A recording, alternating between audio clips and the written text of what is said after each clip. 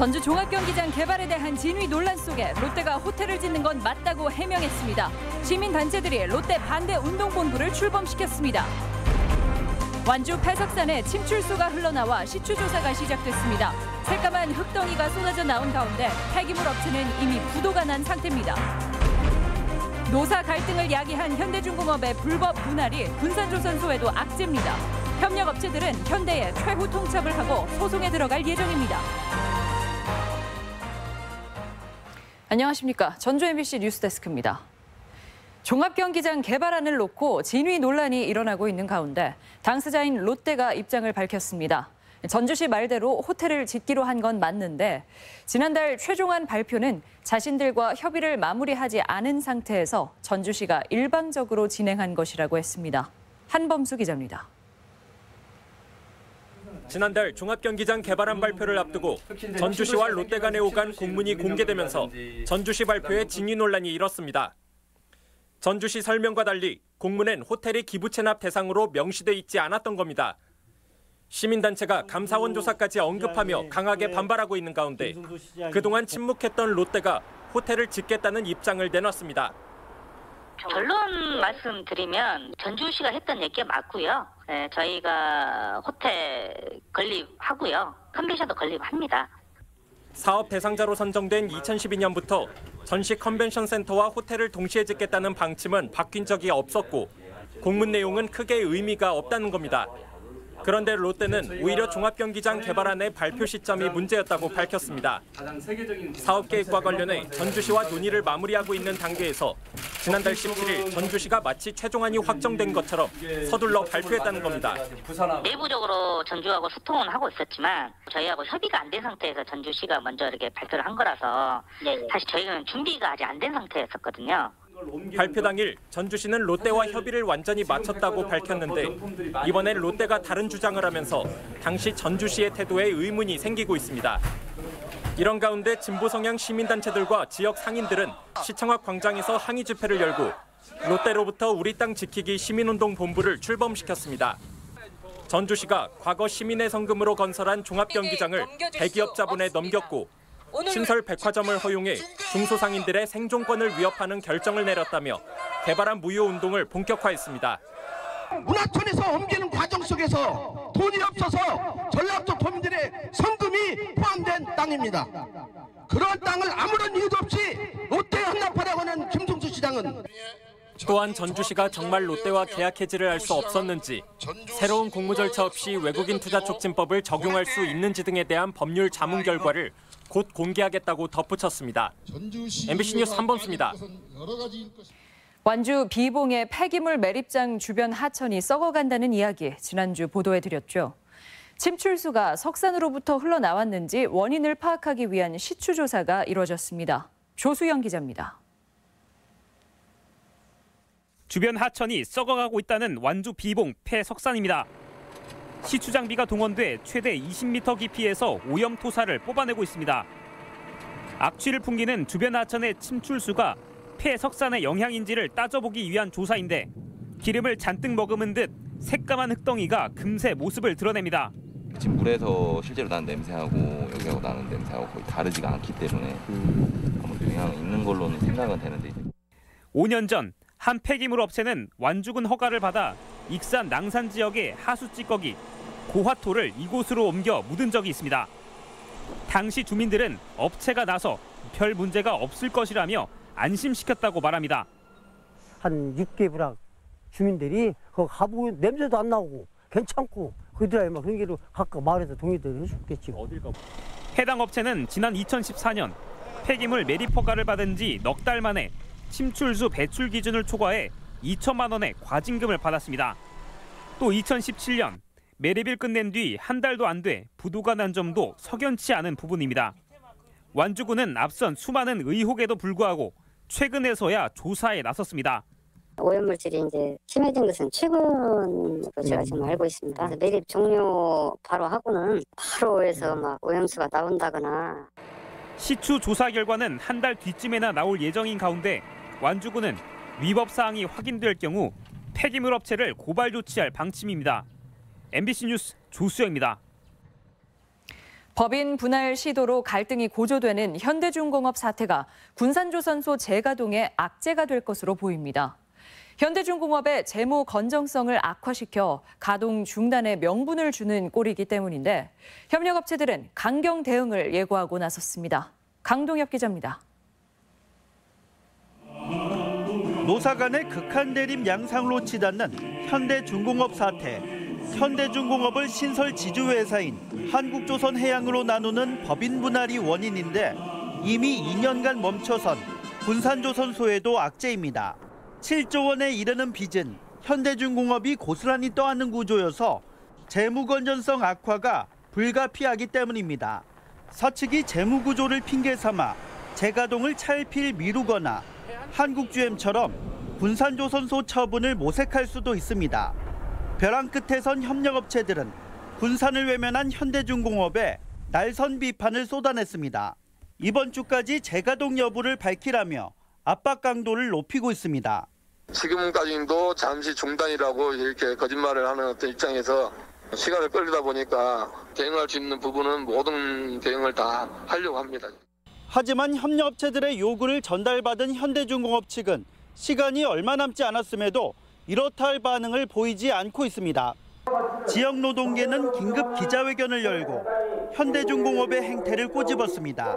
시간이 지날수록 해결의 실마리는커녕 조선소 문제가 안개 속으로 빠져들고 있다며 답답함을 토로했습니다.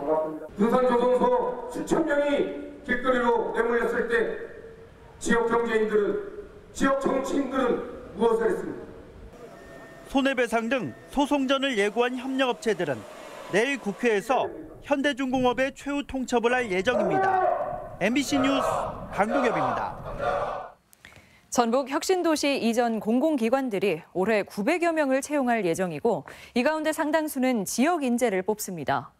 이전 기관에서 개최한 취업 설명회가 오늘 열렸는데 구직자들의 관심이 뜨거웠습니다. 박연선 기자입니다. 국민연금공단 등 전북혁신도시 이전 공공기관들이 참여한 채용 설명회. 도내 대학생들과 취업 희망자 등 일자리를 찾으려는 사람들로 가득합니다. 대한 NCS 정보나 아니면 정부은행이나 농협은행에 대한 채용 정보를 얻고 싶어서 왔습니다. 각 사별로 마련된 부스에는 공공기관 취업에 관심 있는 학생들이 끊이지 않고 이전 공공기관들은 하반기 채용 일정과 준비 요령 등을 꼼꼼히 설명합니다.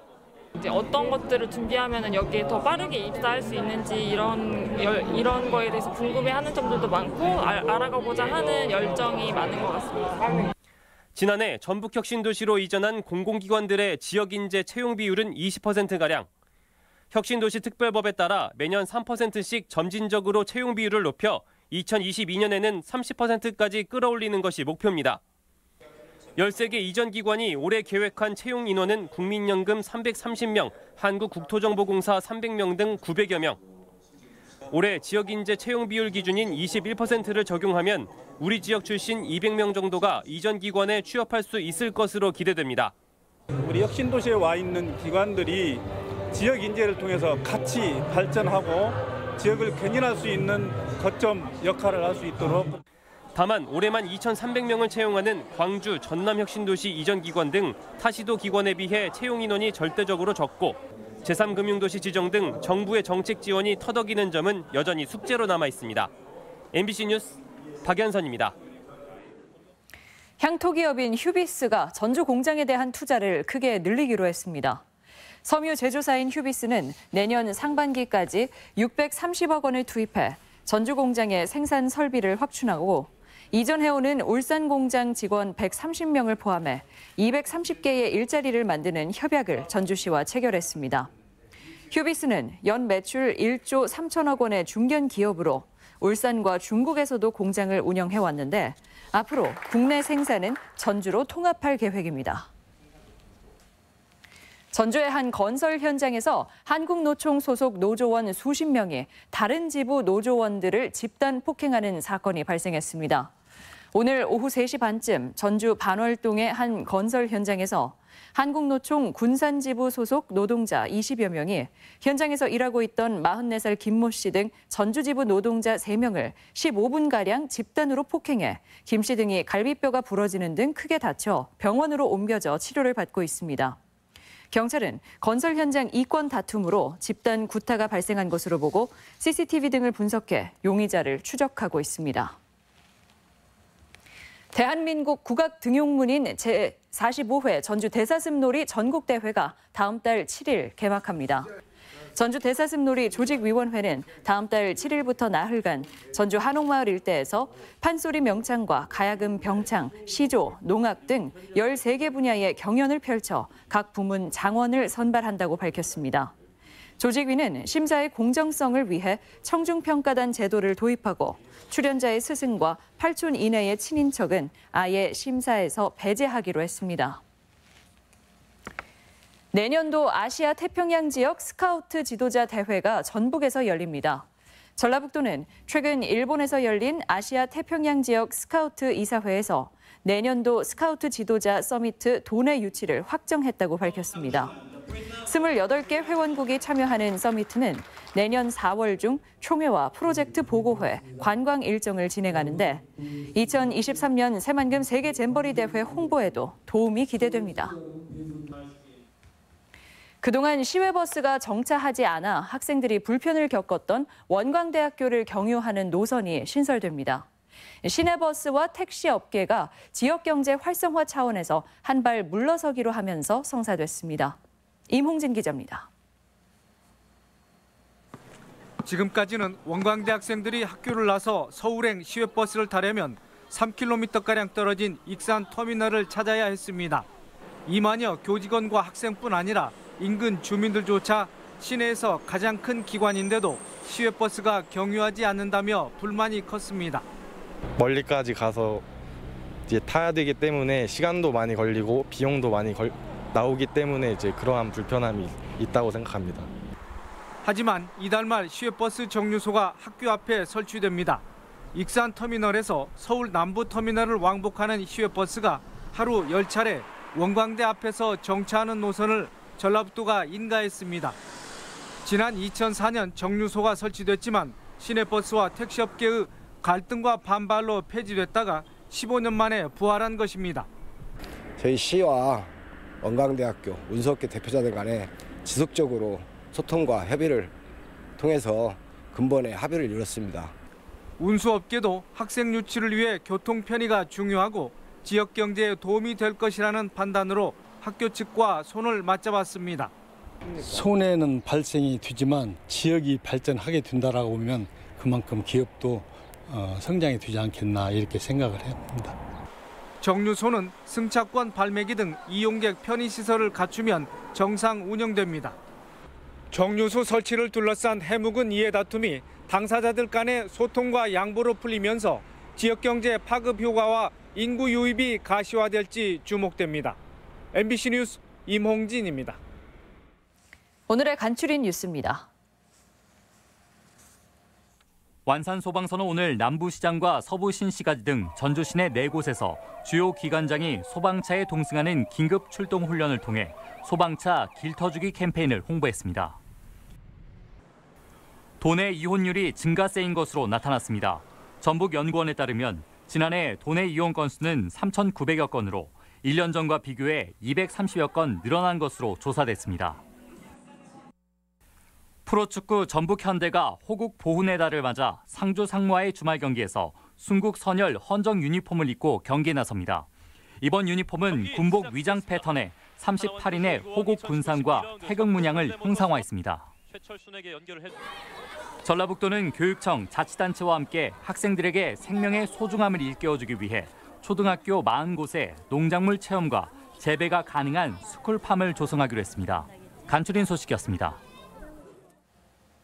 도내 민주당 소속 청년과 여성 정치 신인의 내년 총선 출마 규모가 관심입니다.